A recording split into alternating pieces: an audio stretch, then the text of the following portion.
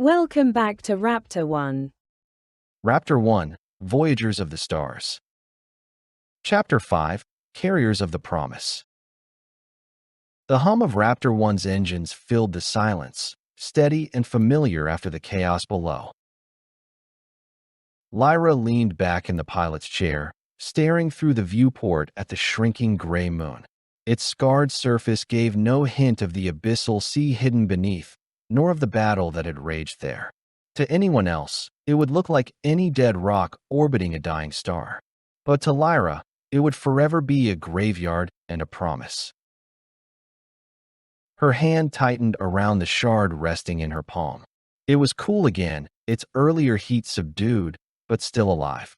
A faint glow pulsed within, like a star caught in crystal.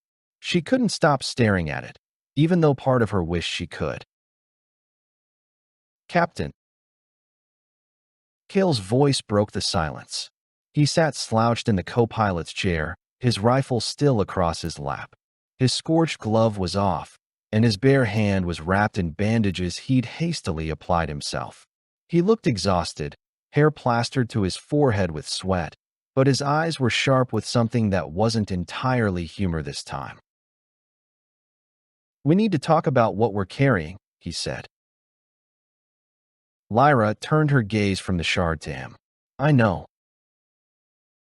"Good," Kael said, gesturing with his uninjured hand. "Because that little glowing rock. It's not just some fancy keepsake. It nearly cooked us alive when we pushed it through the pylons. And now it's sitting in your hand like a loaded gun. Except the gun can think, and it's whispering sweet nothings in Juno's dreams." Lyra's jaw tightened. "You think I don't realize the risk?" "I think you realize it," Kael shot back. "I just don't know if you care." Juno's silence. At the navigation table, Juno stood with her back to them. Her pale fingers hovered over the star map, but she hadn't shifted any constellations for hours. The faint glow in her eyes hadn't faded since the Silent Sea. "Juno," Lyra said softly. Juno didn't answer at first. Then, slowly, she spoke. "I hear them. Even now. The Narian's song. The Sentinel's voice. The Architect's silence." She turned, her face pale and haunted. "The shard doesn't just carry memory. It carries expectation. It wants us to go somewhere." Kael groaned. "Of course it does. What's next? It starts giving us coordinates in our sleep." Juno's lips pressed thin. "It already has." Lyra and Kael exchanged a look. Lyra asked carefully, "Where?" Juno hesitated. Then she pointed to the map. A system lit up, one far beyond the usual charts, near the edge of known space. Kael muttered, "Great. Just what I needed. More dead rocks with singing statues." Lyra leaned forward, studying the glowing point on the map. She felt the shard warm faintly in her hand, as though agreeing with Juno. The weight of choice. For a long time, none of them spoke. The only sound was the hum of the ship and the distant chime of sensors. Finally, Kael broke the silence. "So what now? We keep running toward danger because some ancient memory crystal told us to? Or do we do the same thing and dump it out the airlock before it gets us all killed?" Lyra closed her fist around the shard. She thought of the Guardians on Vera, of the Sentinel's wings shielding the Narians, of the Overseer collapsing into the Silent Sea. She thought of Juno's pale face as the energy poured through her, of Kael standing at her side even as the shard seared his hand. "We can't throw it away," Lyra said at last. "It's not just a relic. It's a responsibility." Kael laughed, sharp and bitter. "Spoken like a true captain. But responsibility doesn't keep you alive when an army of angry death machines comes knocking." "No," Lyra agreed quietly. "But maybe carrying this will give us a way to stop them." Kael looked at her, searching her face. Then he sighed, leaning back in his chair. Fine, but don't expect me to like it. I don't, Lyra said. I just expect you to stand with me when the time comes. Kael smirked faintly, though it didn't reach his eyes. You know I will. A moment of quiet. Hours passed. The ship slipped out of the dead star's orbit, the faint pulse of the shard guiding them onward. In the mess, Kael patched his burns with a half-empty medkit, muttering curses about ancient relics. Juno sat silently, her head resting against the wall, her breath slow but shallow. Lyra stood at the viewport, watching the stars slide past. For a fleeting moment, there was peace. Lyra closed her eyes, letting the hum of Raptor-One steady her heartbeat. This was why she had chosen this life. Not war, not destiny, but the silence of the stars. The freedom of it. But freedom, she realized now, was an illusion. They weren't just explorers anymore. They were witnesses, carriers. And the galaxy had begun to take notice. The signal. The piece shattered with a chime from the console. Lyra frowned, crossing the deck. Incoming signal? Kael looked up sharply.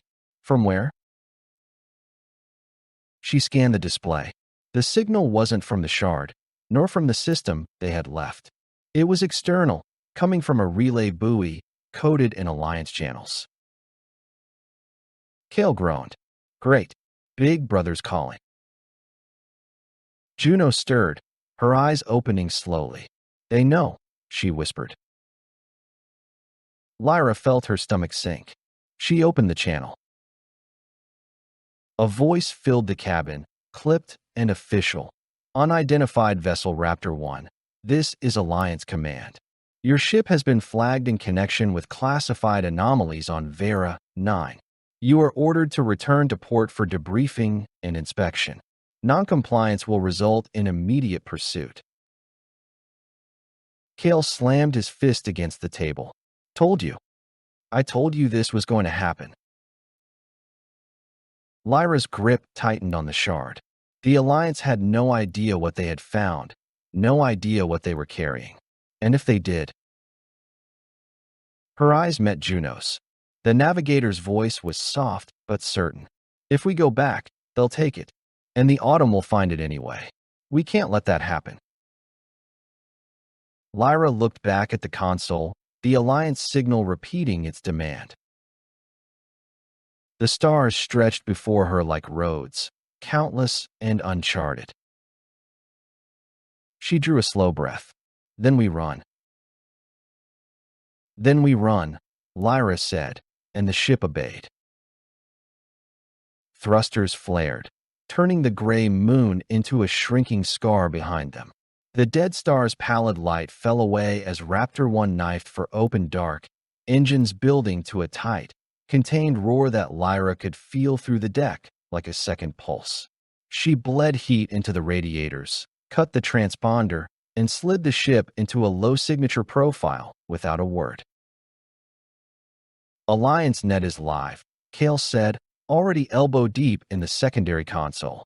They've spun up a localized interdiction lattice on the far side of the system. If we try to jump straight, we smear across 3 dimensions and some places we don't have names for. Options, Lyra said. Bad ones, Kael replied. Also illegal. Juno drifted closer to the forward port, one hand braced on the overhead rail, the other pressed absently against her sternum like she was keeping a song inside. We don't go straight. We fold around the star's shadow and slingshot under their net. Kael snorted. We fold around a dead sun in a ship the size of a bar tap. We use the shard, Juno said without looking back. It knows a path.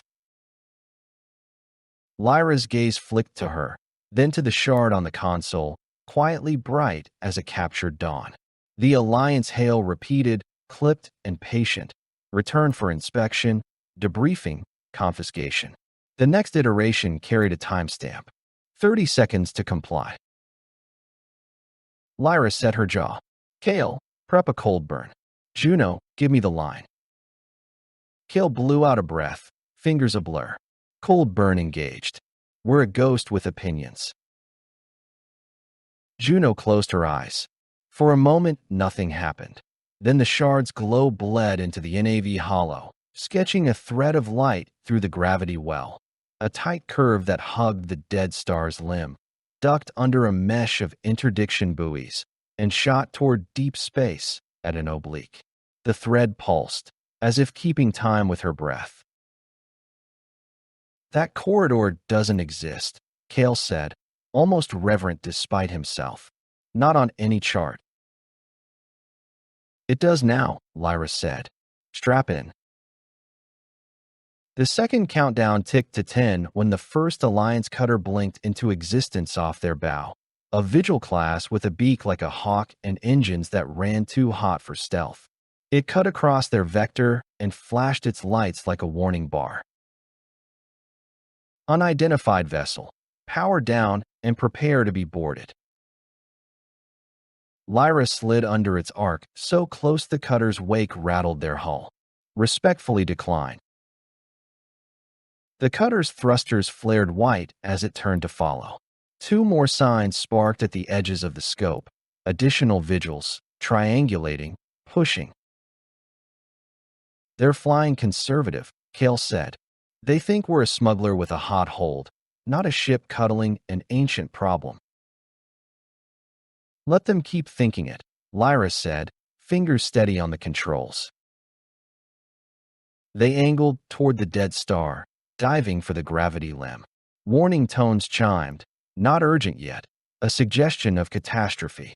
The vigil behind them locked a soft capture net and threw it like a shadow, an expanding web of magnetized filament meant to gum engines without killing pilots. Brace, Lyra said. She kicked the ship sideways, rolled her, and shaved the web by meters. The net sheared past and tangled with nothing, whipping away in the star's drag. Kael hooped and then swore as the second cutter spat a cone of EMP beads. Half their panels flickered.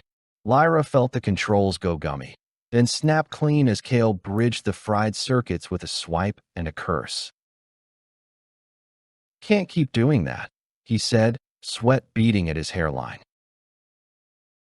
Then we stopped needing it, Lyra answered, less comfort than promise. They dove. The dead star grew until it wasn't a star but a wall, a black disk that swallowed light. The interdiction mesh glittered beyond it like frost and dawn. Now, Juno whispered, and the shard's thread brightened. Lyra slid Raptor-One onto the line. Gravity reached up and took the ship in both hands. The hull groaned. Inertial dampers throbbed against acceleration like a heart working too hard. The star's limb bent the path of their flight and the path of the light around them. And for an instant the forward view was a mirage. Stars smeared. The mesh refracted into 1,000 broken lattices.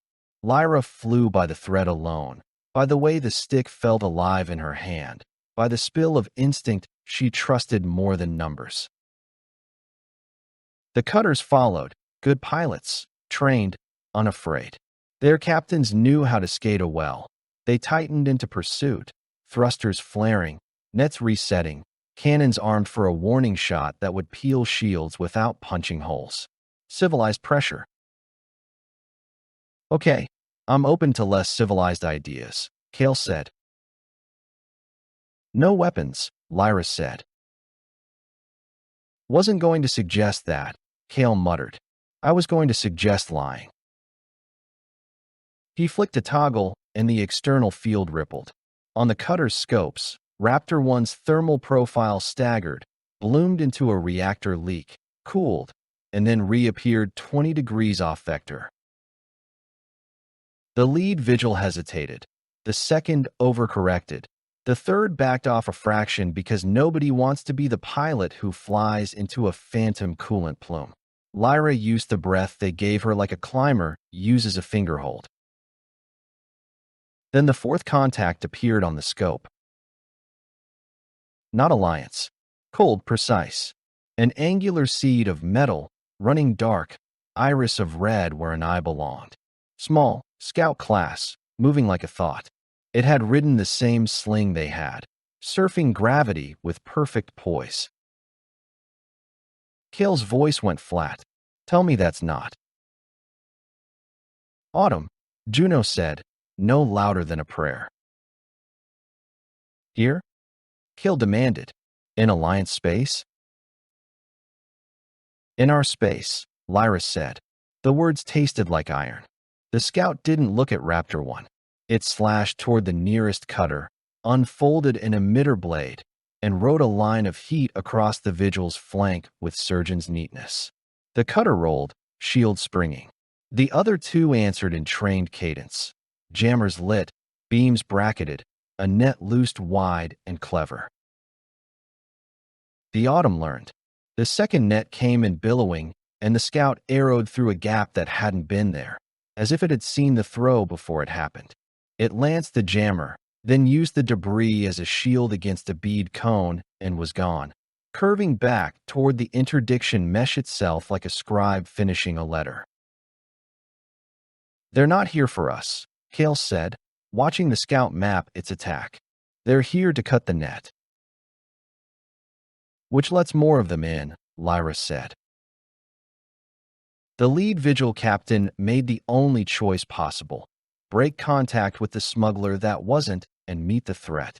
The cutters pivoted as one, engines bright, lines tight, and for 10 seconds Raptor-One ran without a tail. Lyra took those seconds and spent them all. She held the thread, skimmed the limb so close the hull sang, and came up under the mesh where its supports tied into anchors hidden in cold rock. The shard in the console thrummed, and the anchor nearest them flashed by in the forward ports. Not Alliance hardware at all, not really. Old metal, older than the net, built like a tuning fork the size of a building. Starborn, repurposed. The Alliance had hooked their lattice on relic bones and never known. Juno, Lyra said, the word a question and a risk. Yes, Juno said, already moving. She palmed the console, reached with that focused, inward listening, and asked. The shard answered. The anchor responded like a bell struck with light, its hidden veins twisted 1 degree into resonance. Across the mesh, 3 more anchors trembled in sympathy. The interdiction field hiccuped. A gap opened and closed like an eye. Lyra drove Raptor-One through as it blinked. For an instant the ship was nowhere and everywhere, half in the net and half in the space beyond it, the hull complaining, the dampers buying grace on credit. Then they were free of the lattice's drag and running into dark, so clean it felt like cold water on a burn. Behind them, the Autumn Scout cut the mesh on purpose, slicing 2 anchors with lines of quiet white. The lattice failed along a broad seam. The cutters fought to stabilize and call for uplink and reinforcements. Their comms went to warband noise. The last thing Lyra heard from the Alliance channel before she shut it was a captain with a tired voice saying, "Unknown hostile. Repeat, unknown hostile. Requesting authorization for," and then static and the hard thud of a jam. "Don't look back," Lyra said, and didn't. They were out, but not away. The shard's line unfurled into deep black, past the last whisper of the star's gravity, toward coordinates that lay crooked to every common route. Kael slouched into his harness like a man who had forgotten how to unclench. "Tell me we get a straight jump now," he said. "Straight isn't what this is," Juno murmured. She turned the hollow so Lyra could see the next stage.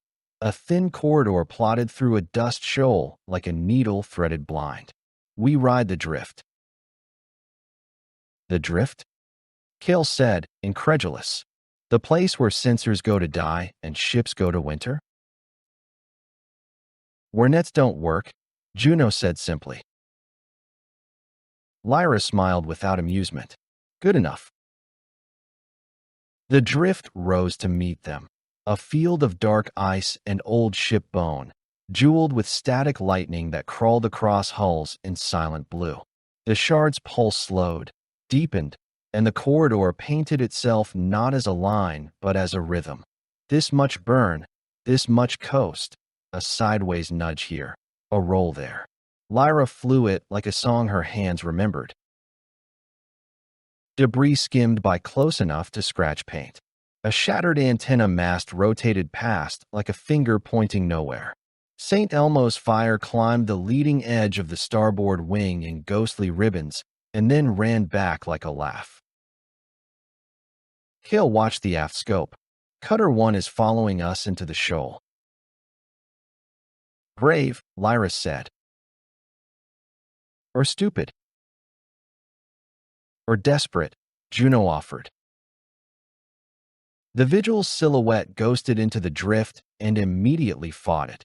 Its computers trying to make straight lines in a crooked place, its pilot pushing back against training designed for clean space. The cutter's thrusters flickered, corrections too big, then too small. It clipped a rock and lost a panel. It steadied, dogged and stubborn. Respect, Kael said grudgingly. Don't let them earn it off us, Lyra said. The shard pulsed twice. Juno's eyes opened fully. Left, she said, and Lyra threw the ship left into a canyon of debris that wasn't there until it was. A train of hull plates welded by accident into a tunnel, a lattice of spent nets tangled with each other, a halo of frozen vapor that behaved like velvet. They slid through like a needle through cloth. The cutter tried the same trick and found only rope. It bled speed and fell behind, unwilling to risk the second squeeze. Lost them, Kael said.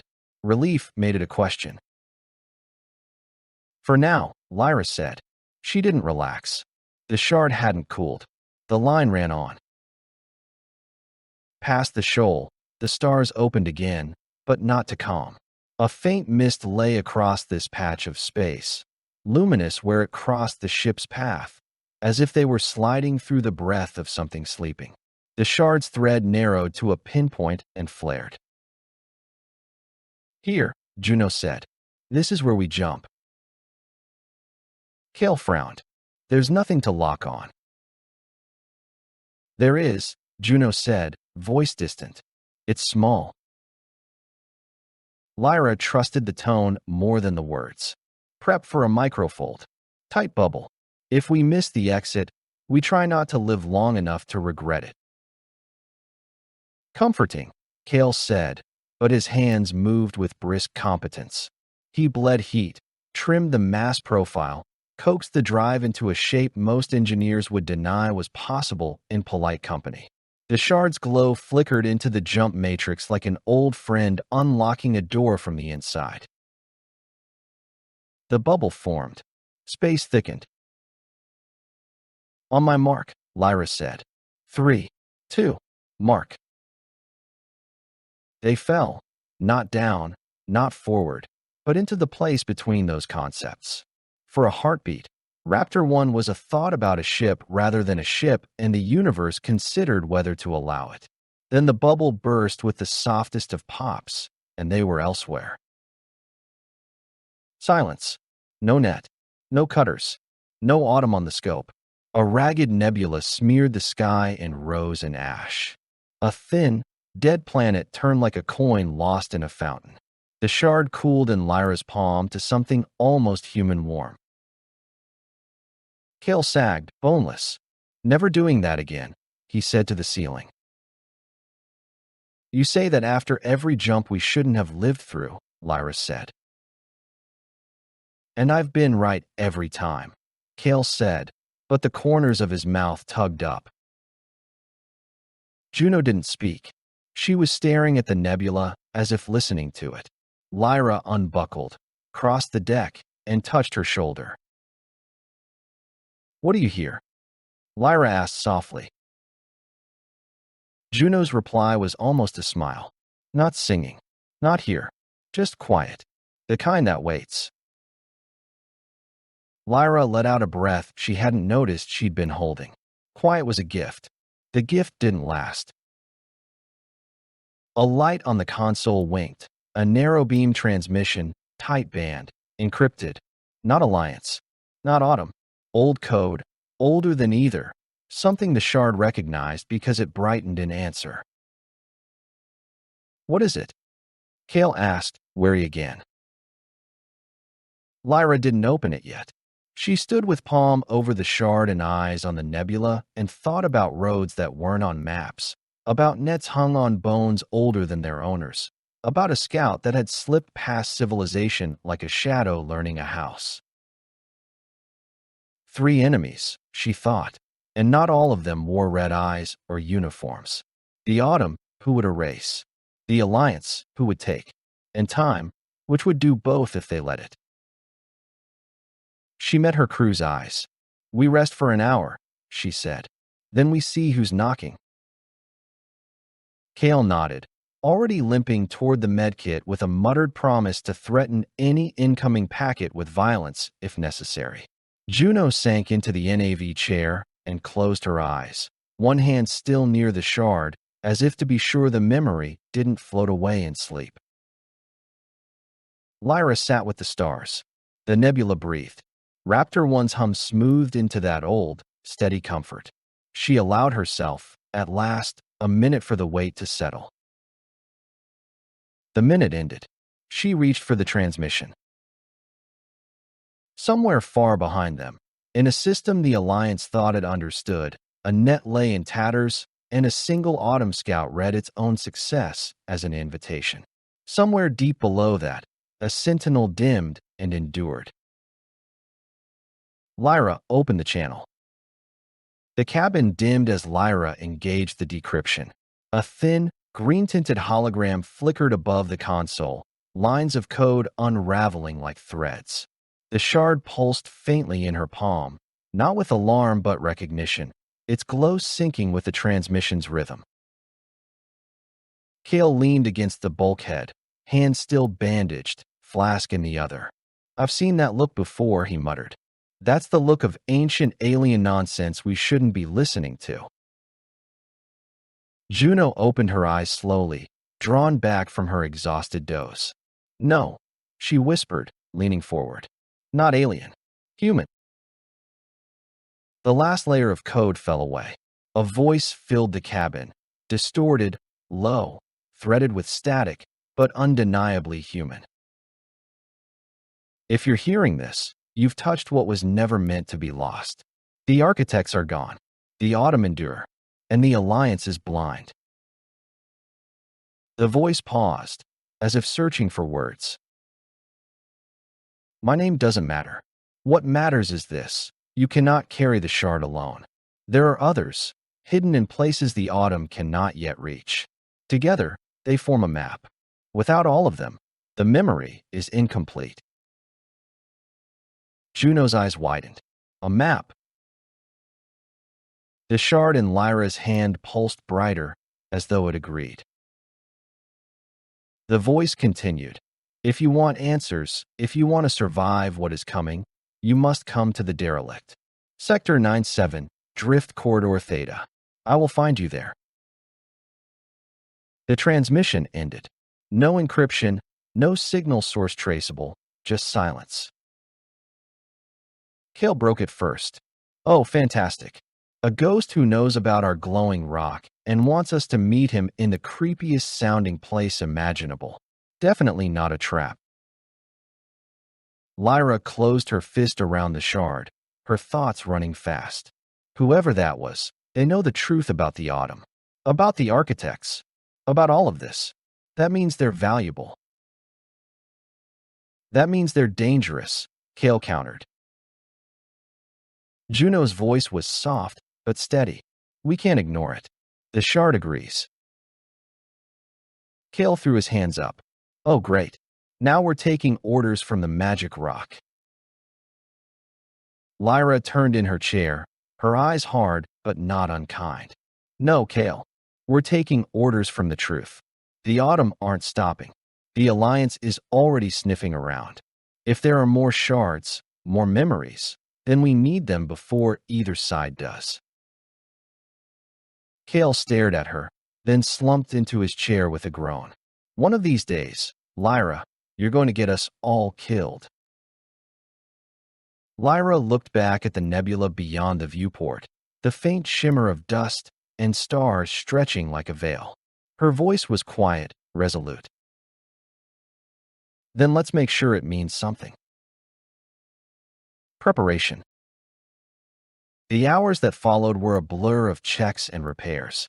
Kael swore under his breath as he patched scorched conduits, every curse a kind of prayer that kept his hands steady.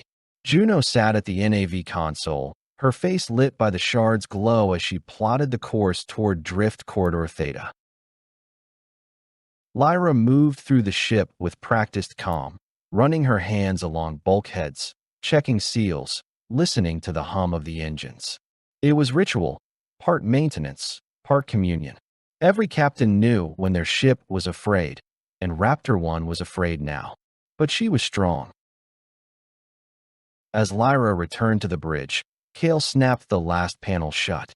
She'll hold, he said, if we don't ask her to do the impossible again for at least a week.